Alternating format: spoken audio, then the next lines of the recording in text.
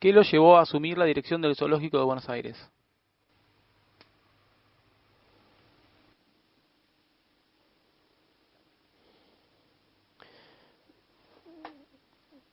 Para los que trabajamos en conservación de la naturaleza, hay algunas instituciones que son estratégicas para aliviar la crisis ambiental o ayudar a que algunas especies puedan tener un salvavidas o evitar que desaparezcan. Entre esas instituciones están los parques nacionales, los parques provinciales, o sea, las áreas protegidas, los museos de ciencias naturales o de historia natural, y también los acuarios y jardines zoológicos.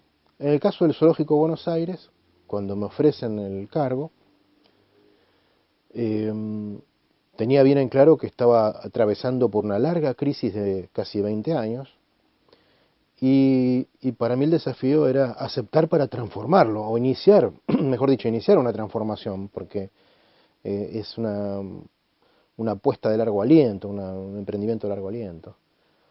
Así que la motivación fue esa. Sí. ¿Qué significa, en qué consiste o cómo se implementa la idea de transformar un zoológico en un centro de rescate de animales? Perfecto. Claro, lógicamente, iniciar una transformación de una institución, no importa cuál sea, es un proceso de complejidad donde se van a desatar resistencias de distinto tipo, eh, porque se venía con una larga inercia de un zoológico concebido en el siglo XIX con criterios del siglo XIX aún vigentes, es decir, donde se ponderaba la exhibición por sobre todas las demás cosas, cuando en realidad al siglo XXI un zoológico ya debería llamarse un centro de conservación de la biodiversidad, un centro de conocimiento, un centro de rescate de fauna, un centro de educación ambiental. Y transformar esta institución en un centro de conservación, y la verdad es que es una tarea muy compleja porque, como decía antes, hay muchas resistencias, hay malas prácticas que se desarrollan desde hace tanto tiempo que se dan por buenas, y cuando uno las cuestiona y dice que así no se tiene que hacer, se tiene que hacer de otra manera y con otro objetivo, bueno, desata enemigos. Por lo tanto, para llevar adelante esa transformación se requiere de un gran presupuesto, de una firme decisión política, de un acompañamiento técnico y, por supuesto, de un personal que esté consustanciado con estos nuevos objetivos, estos nuevos criterios, estos nuevos anhelos, y donde codo a codo se unen esfuerzos para llevar adelante un programa de transformación que es casi titánico. Yo asumí en enero del 2012 y en abril del 2013 me di cuenta que esa transformación en las condiciones en las que estábamos trabajando no se iban a poder llevar adelante. No había ni respaldo político, no había respaldo económico y no había acompañamiento por parte del personal. Le sumo a eso la resistencia de un gremio y, y la crítica externa feroz de la gente que no quiere que los zoológicos se cierren. Entonces, bueno, digamos, yo solo, no, si bien tenía un núcleo de personas que me acompañaban y muy consustanciadas con esta necesidad de transformación, éramos una minoría y en ese contexto yo no pude transformarlo. No quiere decir que otra persona no pueda, no quiere decir que no se pueda hacer, no, no, yo no pude, que es muy distinto. Las condiciones, desgraciadamente las condiciones se mantuvieron y por eso hoy el zoológico está peor que antes y cada vez peor. Entonces yo soy optimista pese a la crisis, porque esa crisis no es sostenible, en algún momento va a colapsar y ese colapso va a llevar a la elección de dos caminos que se bifurcan. O la institución desaparece o la institución se transforma. ¿Hay posibilidades de implementar su plan para convertirlo en un centro de rescate y educación? Em, Apenas asumí, los primeros 6 meses los empleé con mis compañeros en desarrollar un plan para transformar esa institución. Lógicamente, en esos primeros 6 meses yo no tenía la experiencia que adquirí después. Entonces, ese mismo plan hoy, yo diría que no, que puede servir, sí, puede servir como un buen insumo, pero hoy es necesario un nuevo plan donde ya muchas personas haciendo la necropsia del paciente, o sea, viendo por qué ha fracasado este único intento que hubo hasta ahora de transformarlo, bueno, podemos pensar en un nuevo plan donde ya conocemos cuáles son las resistencias y los puntos más álgidos que hay que atacar, ¿no? Sí, hay que hacer uno nuevo. ¿Qué opina cuando muchos dicen deben cerrarse los zoológicos?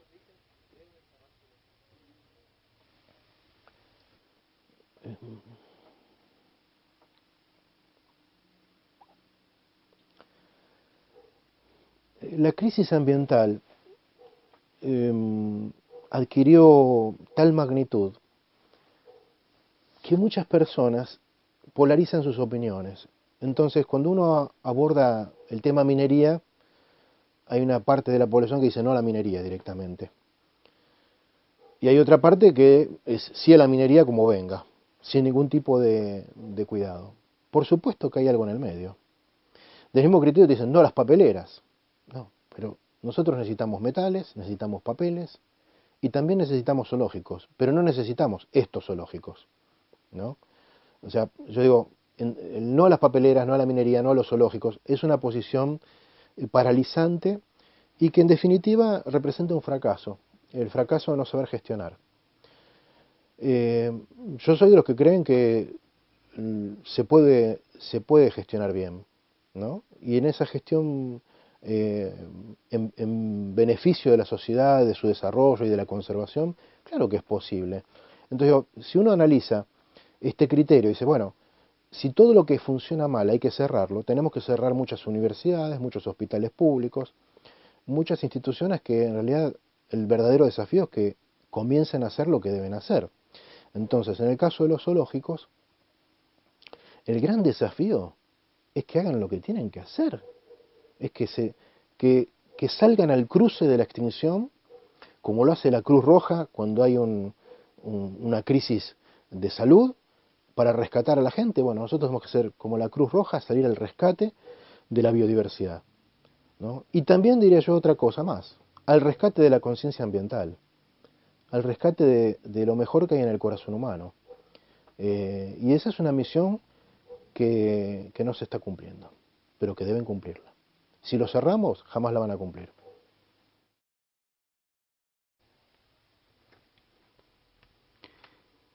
¿Qué sucede cuando un animal es liberado? ¿Es posible liberar a todos los animales del zoológico?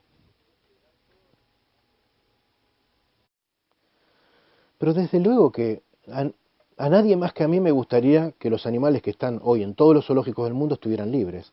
Me haría feliz. Pero eso es utópico, no es realista. No es realista ni conveniente. ¿Por qué? Porque muchos de estos animales, la gran mayoría, han nacido en cautiverio o han llegado al cautiverio con condiciones aberrantes y hoy no están en condiciones de volver a la naturaleza de desarrollarse y sobrevivir. Es decir, los mandaríamos al muere, morirían al poco tiempo, o algo mucho peor.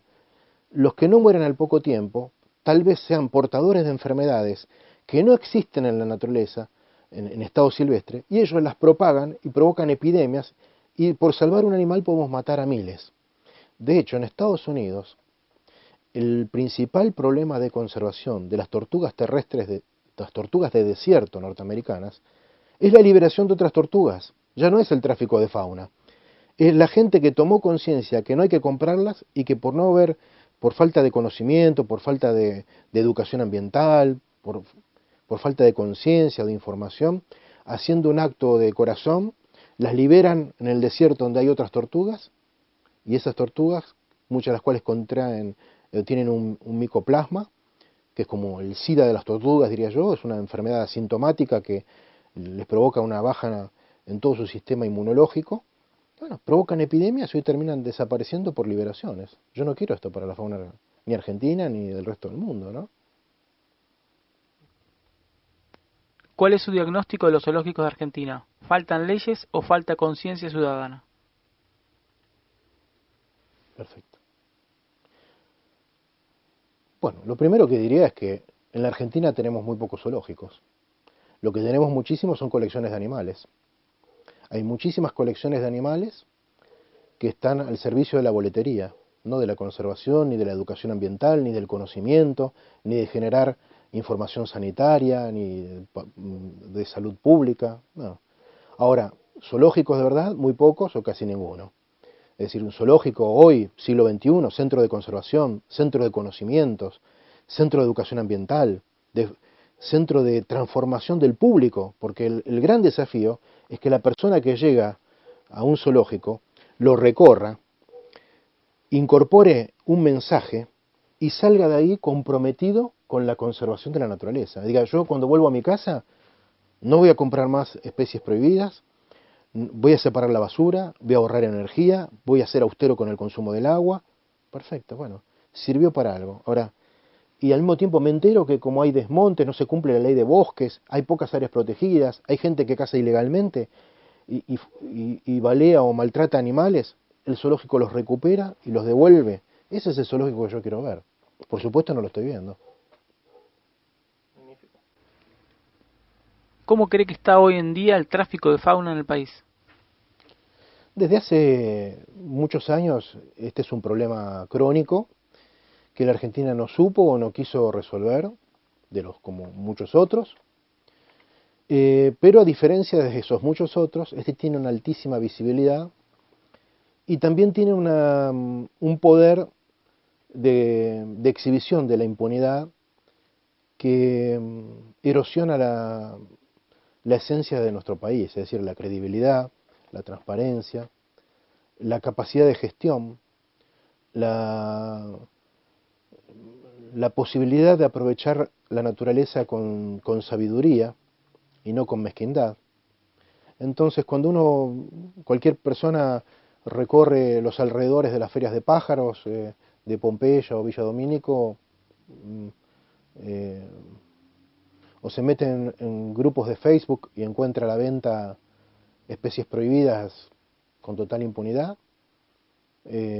bueno, se da cuenta que el comercio no solamente existe, sino que tiene escaso control.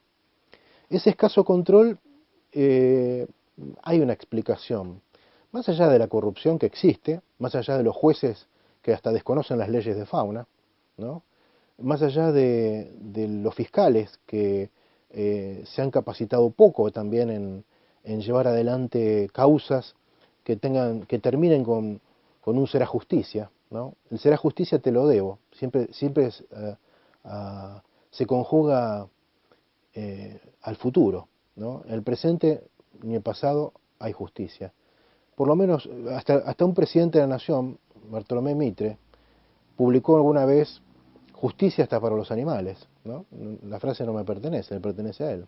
Hoy es raro encontrar un presidente que tenga este tipo de expresiones y, y hasta un juez que esté comprometido con las causas ambientales es algo bastante inusual. Ustedes no tienen por qué creerme, podrían preguntar al juez que más les guste si es capaz de mencionarles un caso en el que él haya dictado sentencia y la sentencia haya sido condenatoria y que esa condena haya sido ejemplar. Si ustedes lo encuentran me avisan y me dan una alegría, pero yo hasta ahora no lo encuentro. Los jueces acompañan los ilícitos, a veces tarifan las causas, y lo que tenemos entonces como consecuencia es que no hay un comercio de fauna, de pajaritos, ¿no? de un par de cueros, de plumas. No, no, no. Hay un crimen organizado que no está nada más que en la Argentina. Está en muchos países y funciona en red, ¿no? Como el tráfico de armas, el tráfico de drogas, el tráfico de electrónica, el tráfico de mujeres, el tráfico de órganos, el tráfico de niños. Este es uno de esos tráficos. Eso, digamos, no. Esto que estoy diciendo para algunos puede ser una novedad, pero no lo es. El Ministerio de Defensa de la Nación lo sabe, De hecho, he participado en seminarios sobre crimen organizado, donde, por suerte, me consta que en el Estado se sabe que esto existe, pero sin embargo, el control del tráfico de especies no está focalizado ni está organizado como una estrategia de combate del crimen organizado, sino más bien como una estrategia de control administrativo de comerciantes, exportadores o coleccionistas o zoológicos que ya están inscriptos en las direcciones de fauna, ya sabemos quiénes son. Sin embargo, la verdadera solución pasa no por una institución siquiera, sino por un conjunto de instituciones, por supuesto con el protagonismo de la Dirección de Fauna de la Nación, de las direcciones de fauna provinciales, de Interpol, de la Policía Federal, de Gendarmería Nacional, de Prefectura Naval Argentina, ¿no?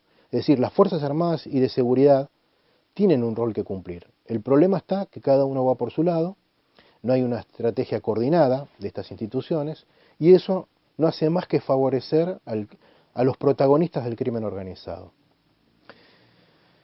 Por supuesto, un capítulo aparte es la justicia argentina, o la injusticia argentina. Yo desafío a cualquier juez de la nación, sobre todo los juzgados en lo penal económico, a que nos digan, por ejemplo, cuántas causas han tratado, ¿no? Y de vuelta, cuántas sentencias han dictado, cuántas de esas sentencias, si es que las hubo, han sido condenatorias, y cuáles de esas sentencias condenatorias han desalentado al transgresor y a sus pares. Yo ya conozco la respuesta, ¿no? Porque conozco el problema, básicamente lo conozco, y me doy cuenta que no es un desvelo de la justicia argentina controlar este crimen organizado, tal vez otros tampoco, pero el que conozco es este, y así nos va. En el mientras tanto, la biodiversidad del país, es decir, el patrimonio natural de los argentinos, se desangra no solamente por los traficantes de fauna, por los jueces de la nación y los funcionarios de fauna que no están a la altura de las circunstancias, o bien que no tienen los recursos para enfrentar este problema. Ahora, si no tienen los recursos para enfrentar este problema, yo creo que hay que renunciar, ¿no? Que es lo que hice yo, por lo menos cuando trabajé en el Zoológico de Buenos Aires. No tenía los recursos, renuncio.